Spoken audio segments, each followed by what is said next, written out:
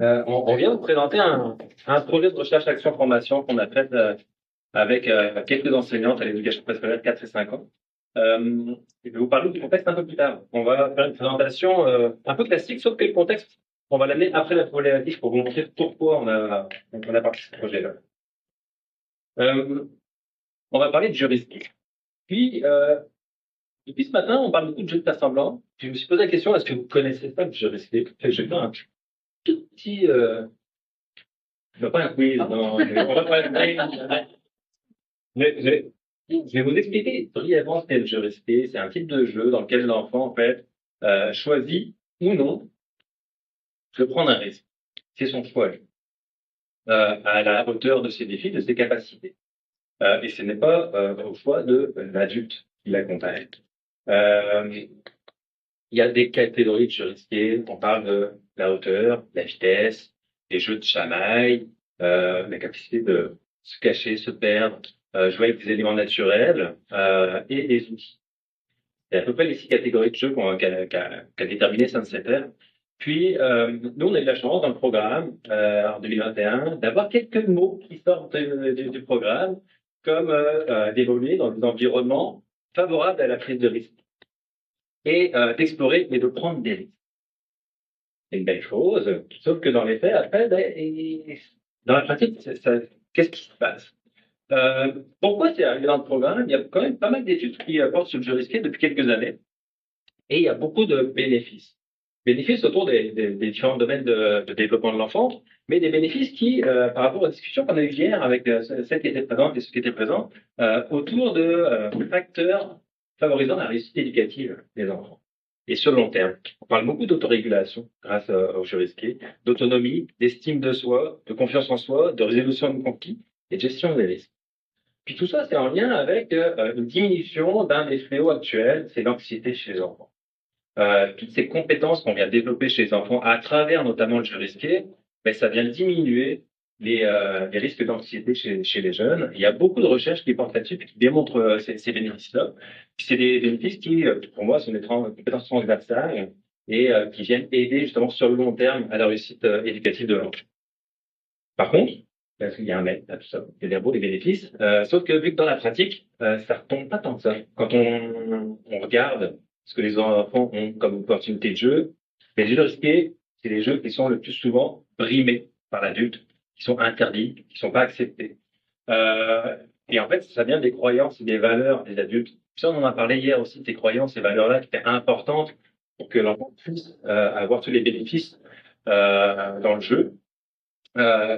Et vous allez voir, ça influence parce que il y a des perceptions qui sont des fois erronées par rapport à ce type de jeu-là. Et les enseignants nomment beaucoup d'obstacles dans la pratique du jeu risqué chez les enfants. Manque de temps. Moi, j'appelle ça une excuse. Peur des blessures. Encore une fois, ben, c'est intrinsèque. C'est l'adulte qui a peur des blessures, c'est pas l'enfant. Manque d'espace de jeu. Là encore, il y a d'autres solutions que dans la classe ou la cour d'école. Puis on parle de mauvaise installation de jeu. Donc, il y a quand même un élément important à prendre en compte quand on parle du jeu risqué, ben, c'est cette posture de l'adulte qui doit permettre, qui doit être ouverte à ce type de jeu-là. Et donc, souvent, ça vient avec le jeu extérieur. Donc, c'est à l'extérieur qu'il y a plus de possibilités de jeu risqué. Parce qu'à l'intérieur, il y en a quand même, il y en a qui utilisent le gymnase, mais même au sein de l'environnement de classe, hein, il y en a qui permettent aux enfants de monter sur les tables, de sauter, etc. Mais ce que la recherche a démontré, c'est que l'adulte, l'enseignante ou l'éducatrice, quand il est en jeu extérieur, il est dans une posture de supervision, il n'est plus dans une posture d'accompagnement. Il n'est plus dans un rôle pédagogique. Et donc, c'est beaucoup d'interdits. Et vous allez voir que par rapport à ce qu'on va vous présenter, mais ces interdits-là, c'était un petit peu le nerf de la guerre, c'est-à-dire que comment on fait pour changer ces pratiques-là, ces interventions-là qu'on fait auprès des enfants, pour leur permettre toutes les opportunités de jeu et pour les accompagner dans leur développement à travers ces opportunités-là. J'arrive sur le contexte. On a deux CP dans le centre des services scolaires des Samars qui ont eu un petit peu ce juriste.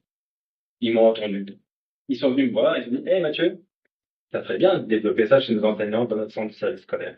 L'objectif pour eux, c'était de mettre en place des pratiques passant par le jeu risqué pour le développement global des enfants à l'éducation préscolaire. Ce qu'on leur a proposé, c'est de mettre en place une recherche avec information. Donc, de partir à la recherche d'équipes écoles qui souhaitaient, eux, se mettre en branle un petit peu pour parler de ça, puis voir et modifier leurs pratiques. On a eu la chance de tomber sur une équipe d'une école primaire où il y avait 2 enseignants de maternelle 4 ans avec leurs 2 personnes ressources qui ont voulu participer, 6 enseignants de maternelle 5 ans, les 2 conseillères pédagogiques, le chercheur c'était moi, et Eve, qui était l'assistante de recherche. On a eu la subvention du centre de service scolaire pour avoir 6 journées complètes de rencontres collectives avec l'ensemble des étudiants. C'est rare. On a fait en pleine pandémie, en plus, c'était assez compliqué.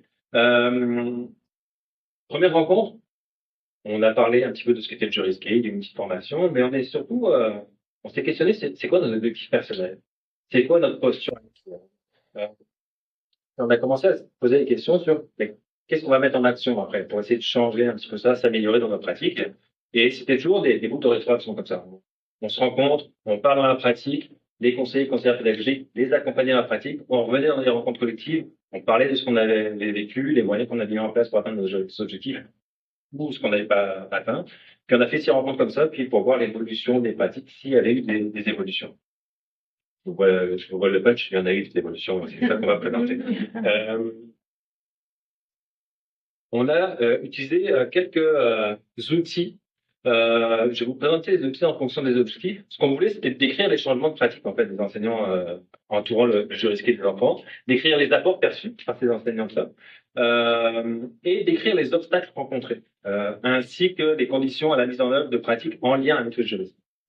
On a commencé, on a enregistré toutes les rencontres, on a retranscrit toutes les rencontres, mais aussi on a demandé à chaque fois qu'il y avait des réflexions individuelles, des réflexions collectives, des traces de ces réflexions-là. Des fois, ils ont fait des vignettes de situations qu'elles ont vécues. Elles ont rédigé, on a récupéré tout ça. On a aussi fait des synthèses de réflexions collectives par le dessin, et on va vous en présenter après. Je vous présente un petit peu le portrait initial. Vous allez voir, ça correspond un petit peu à ce qu'on a parlé tantôt, la crainte, la peur des blessures. Donc là, on entend les enseignants qui disent « je veux me déculpabiliser, de mettre plus de temps de jeu et de réduire le temps consacré aux anciennes activités ». On parle d'anciennes activités, c'était plus à caractère justement scolarisante, où c'était beaucoup l'enseignant qui était en charge des activités. J'ai tout le temps peur qu'il se blesse. Puis l'adulte intervient et brise la possibilité pour l'enfant de découvrir son univers et c'est les possibilités qui l'entourent. C'est assez général chez les enseignantes.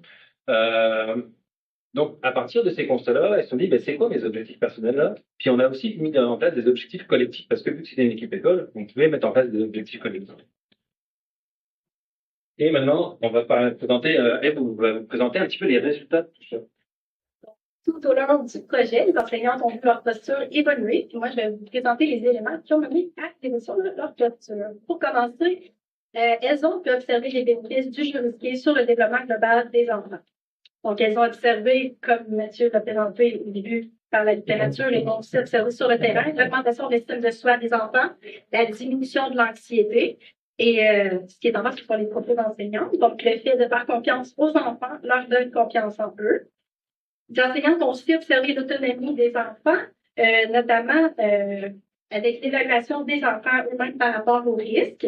Elles ont observé plus d'entraide, de coopération, de résolution de problèmes entre les enfants eux-mêmes. Les interactions entre les enfants étaient meilleures et la relation enfant-adulte était observée comme étant meilleure également. Donc, à propos de ce que le jeu risqué permet, l'enseignante a apporté, on va observer l'évolution de mes élèves dans leur autonomie, leur assurance. Elles ont aussi beaucoup ramené la créativité et le plaisir des enfants. Et on a une phrase, le fait de restreindre les consignes amène plus de créativité dans le jeu des enfants. Ici, c'est pour les bénéfices observés. Ici, les enseignantes ont vu leur tolérance au risque augmenter. En bas, je vous explique ce qu'elles ont rapporté. Elles se sont senties appuyées. Et là, c'est un point assez pertinent parce qu'au début, comme Mathieu l'a mentionné, elle rapportait beaucoup avoir des peurs, des contraintes. Elle avait peur qu'un enfant se blesse, par exemple. Elle avait peur du jugement des collègues ou des usagers, même des enfants ou des élèves avec les enfants. Et même au point que Mathieu a été la directrice de l'établissement à une rencontre pour que les enseignantes puissent constater assez rapidement que la direction appuyait à 100% et qu'elles étaient appuyées en cas de blessure. Et en communiquant aussi avec les parents, elles ont pu constater qu'elles étaient appuyées également par les parents. Donc, la peur qui était au départ un frein est devenue un levier pour les enseignants parce qu'elles se sont senties appuyées. Donc, logiquement, par la suite de leur augmentation au rythme avec les enfants, a pu augmenter. Elles ont rapporté aussi un sentiment de confiance et de satisfaction. Notamment, elles ont rapporté avoir plus de plaisir à enseigner et à sortir avec les enfants et avoir moins de gestion négative à faire et confiance envers les enfants. Si je reviens à la dernière diapositive, j'ai parlé de l'autonomie. Donc, les enfants ont démontré aux enseignants qu'ils avaient une bonne capacité de jugement face aux risques, ce qui a augmenté la confiance des enseignantes envers les enfants, ce qui a augmenté la tolérance aux risques des enseignantes. Et elles ont aussi rapporté les connaissances. Par rapport aux jeux vidéo, ils ont aidé aussi avec la formation, entre autres pendant les rencontres, et par la pratique aussi sur le terrain. Et pour appuyer, on a un propos. C'est difficile de mettre des balises aux jeux critiqués. C'est la répétition et l'expérience qui pourra nous permettre d'être plus à l'aise. Et là, je pense que j'ai oublié l'autre propos d'une enseignante juste avant. Les enfants m'ont remercié pour l'activité, mais je crois qu'ils m'ont remercié parce que j'étais plus tolérante. Maintenant, changement de pratique qui ont découlé du changement de posture. Il y a des pratiques qui sont en évolution. Comme par exemple le nombre de règles que les enseignantes ont nommé vouloir réduire au maximum. Donc maintenant, elles sont peut-être à 1, 2 règles. Leurs interventions sont plus pédagogiques. Si on repense tantôt à la posture qui était nommée comme plus de surveillance dans les interviews au départ, elles veulent plus amener des interventions pédagogiques. Je vais revenir dans d'autres diapositives. Et le temps de jeu extérieur a augmenté pour toutes les enseignantes pendant le projet. Et des pratiques en émergence. J'ai mis de nouveaux environnements parce que toutes les enseignantes sont sorties du terrain scolaire, entre autres parce qu'il y avait trop de règles sur la cour d'école. Elles ont nommé c'est un petit peu mélangeant pour les enfants, comme pendant le projet, de ne pas avoir de règles, mais avec le surveillant, il y avait des règles. Donc, elles ont été, il y avait des espaces favorables à la prise de risque et accessibles à proximité. Donc, elles en ont profité. Et elles sont allées voir les environnements avant, seules sans les enfants, de vérifier que oui, il y avait place à la prise de risque, mais qu'il n'y avait pas de danger. Et ça a amené la sortie de la zone de confort pour certaines enseignantes qui se sont trouvées moins à l'aise d'y amener après les enfants. Mais au fur et à mesure qu'elles y allaient, elles se sentaient plus à l'aise. Puis, avec tout ce que j'ai nommé avant, elles avaient de plus en plus confiance envers les enfants. Et ça m'amène à la collaboration qui a été très importante aussi. Je pense au soutien parce qu'on a vu que toute l'équipe du préscolaire a embarqué dans le projet. Donc, l'équipe, ça c'est revenu beaucoup. Le soutien entre elles est super important. Elles ont planifié des sorties ensemble. Elles ont fait plusieurs sorties ensemble également en groupe. Puis, ce qui a ressorti de faire des sorties ensemble, c'était les faire des yeux supplémentaires, comment c'était rassurant et comment c'était pertinent. Par exemple, une enseignante qui fait une intervention auprès d'un enfant, mais elle sait que l'autre enseignante est là pour le reste du groupe. Et même pour l'évolution de chacune dans leur pratique, parce qu'elles peuvent faire après ça des rétroactions sur les interventions faites, comment tu aurais fait ça, toi, je suis pas certaine. Enfin, elles ont co-construit ensemble. Si tu me permets un exemple qui était assez marquant pour elle, c'est qu'il y a une enseignante qui permettait justement aux enfants de grimper aux arbres. Puis sa collègue dit, ah, tu permets ça? Ben, elle dit, ben, oui. Bien sûr. J'ai jamais dit oui. Et après ça, elle a laissé les enfants essayer elle aussi. Puis elle a vu qu'elle était confortable avec ça, puis qu'il n'y avait pas de danger derrière le fait de grimper aux arbres. Il y a eu un changement de pratique en regardant aussi les collègues évoluer avec les enfants. Et je suis rendue à la sensibilisation aux parents. On a pu observer, notamment à la rentrée de la deuxième année du projet, les enseignantes avaient préparé un PowerPoint pour présenter le projet, pour présenter les bénéfices du jeu et la nécessité. Déjà là, on sentait qu'elles étaient plus solides dans leur pratique et comprenaient plus pourquoi elles le faisaient, puis elles en voyaient les bénéfices. Elles ont nommé vouloir éliminer certaines pratiques, les interdits et le fameux « fais attention ». Les enseignants ont dit « avant, on ne laissait jamais faire ça, on faisait beaucoup trop d'interventions inutiles ». Donc, pour arriver à éliminer, c'est là qu'Expel et Jean Maxime sont allés sur le terrain, donner du support d'accompagnement. Puis, pour enlever les interdits et le faire attention, en fait, l'enseignante ont appris à nommer des phrases ou des questionnements aux enfants pour les faire réfléchir et que les enfants prennent une décision eux-mêmes en fonction de leur niveau d'habileté, en fonction de l'environnement. Donc, par exemple, un enfant qui arrive avec une grosse branche, l'enseignante pourrait juste dire quel est ton plan avec cette branche, c'est que ça prend de l'espace, quel est ton plan pour que la branche ait de l'espace, ou peut-être, notamment, un enfant qui monte dans un arbre, tu sais que je suis là, si tu as besoin, c'est juste ça, c'est pour l'adulte. Ou un dernier exemple, concentre-toi sur ce que tu fais. Donc, l'enfant va réfléchir, mais on enlève le faire attention. Et là, on vous présente un petit peu les schémas synthèse que les enseignants ont fait. Alors, pour l'histoire, ce qui est intéressant, c'est que elles ont fait ça papier-crayon. Là, on a demandé à une collègue, Janine, qui est très fière de présenter ça aujourd'hui, de remettre ça au prof. Et en fait, on avait fait des sous-équipes avec les enseignantes, puis 3 équipes avaient fait exactement le même dessin, sans se parler. Un arbre avec une balançoire à côté, un enfant debout. Puis toutes les actions de jeu risqué des enfants se retrouvaient dans les 3 dessins avec l'arbre. Donc on va dire, on n'a pas le choix d'en faire un commun. Là, c'est vraiment ce premier dessin-là, c'était sur tout ce que les bénéfices, les types de jeux, etc. Puis l'enseignant n'était pas présent. On a été les voir, on a dit, c'est drôle parce que tout le long du projet, quand on s'est rencontrés, on parlait pas des enfants, on parlait de nous. On parlait de nous en tant qu'enseignants, puis de nos façons de voir le jeu, de nos façons d'intervenir. Et je comprends pas pourquoi c'est ça qui est ressorti dans vos synthèses. Ils ont dit, t'as bien raison là-dessus. Ils ont fait un deuxième dessin. Où là, elles ont montré un petit peu le changement de posture. Puis tous les éléments qu'on a présentés là, ils se retrouvaient dans leur dessin. Et là, nous, on était contents. Là, on s'est dit, merci d'avoir poussé la réflexion un peu plus loin. Et ce qui est intéressant, c'est que dans le dessin, elles ont fait un chemin avec ce qu'elles laissent derrière. Les contraintes, le jugement des autres, les craintes, la culpabilité, les interdictions, puis ce qu'elles mettent de l'avant. Passer de la planification à l'émergence, donc d'être à l'écoute des enfants, d'être un guide dans la prise de risque. Puis pour les enfants, les opportunités, l'exploration, la découverte, la spontanéité, la liberté. Mais ce qui leur donne des forces, c'est la recherche, l'accompagnement, les connaissances, le support des collègues et de la direction, la compréhension des parents et la pratique. Et là où elles avaient le programme, elles ont mis le programme qui était important parce que la bonne connaissance du programme les aidait à accompagner les enfants dans leur prise de risque parce qu'elles savaient pourquoi elles les accompagnaient. Le matériel qu'elles amenaient aussi, des économes des fois pour des choses comme ça. C'est ce qui venait du cœur.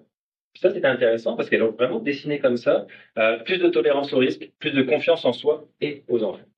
Et après, elle disait qu'il y avait besoin d'un regard d'ouverture pour permettre ce type de pratique-là dans les façons d'intervenir, au niveau des possibilités d'activités initiées par les enfants, dans la découverte de l'environnement et à l'idée de se laisser surprendre. Et elles ont mis une phrase, se laisser inspirer par les enfants, puis elles ont parlé de spontanéité et de lâcher prise. Et je trouvais que ça fait une belle synthèse. En fait, c'est elles qui font la synthèse, mais aussi, on va la nommer. Ce que je veux revenir en fait dans la discussion, là, puis on finit là-dessus. Ce qui est ressorti, puis ce qui ressort dans la littérature, c'est l'importance de prendre du temps de pratique. Ce genre de pratique-là, c'est un petit peu à la fois.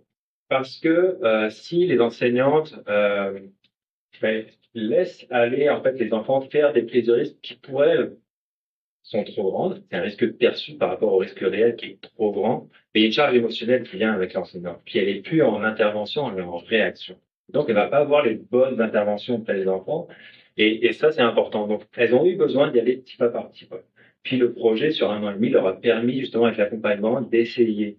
Au début, c'était juste de changer une règle. Puis, au fur et à mesure, ils en ont changé pas mal de toutes. Maintenant, il y a juste 3 règles à l'école, à cette école-là. Ils ont fait un travail avec leurs collègues. Première règle, c'est je prends soin de moi. La deuxième, c'est je prends soin des autres. Et la troisième, je prends soin de l'environnement. Et à partir de ces 3 règles-là, ça demande un changement de posture complet. Parce qu'il n'y a plus d'interdit, on est en train de conscientiser les enfants dans leurs actions. Auprès de soi-même, auprès des autres et auprès de l'environnement dans lequel ils évoluent. Elles ont besoin de vivre cette posture-là pour la comprendre. Pour pouvoir aller de l'avant puis comprendre ce qu'était l'intervention dans le jeu risqué. Là aussi, c'est pareil, ça ressort beaucoup dans la littérature. Tant qu'on n'a pas fait ce changement de posture-là, l'essayer puis le mettre en place, c'est difficile à concevoir. Pour l'adulte, Là, ça fait lien avec la prise de risque des enfants, mais eux aussi, elles ont besoin de prendre des risques.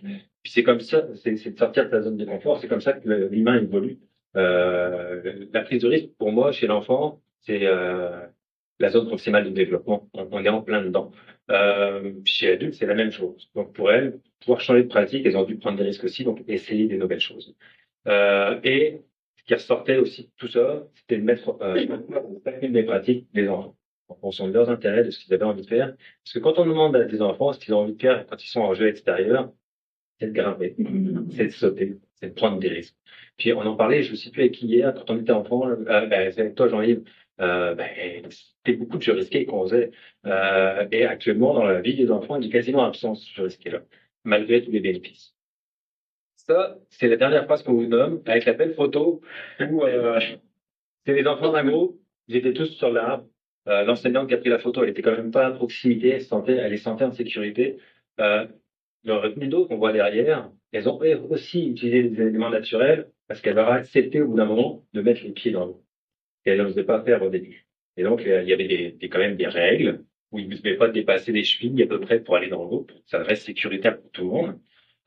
Mais donc, elles ont été vraiment plus loin dans leur pratique. Et on finit sur la phrase de l'enseignante, c'est que la zone d'inconfort est devenue une zone de plaisir et de belles expériences. Voilà, on voulait vous partager ce beau projet.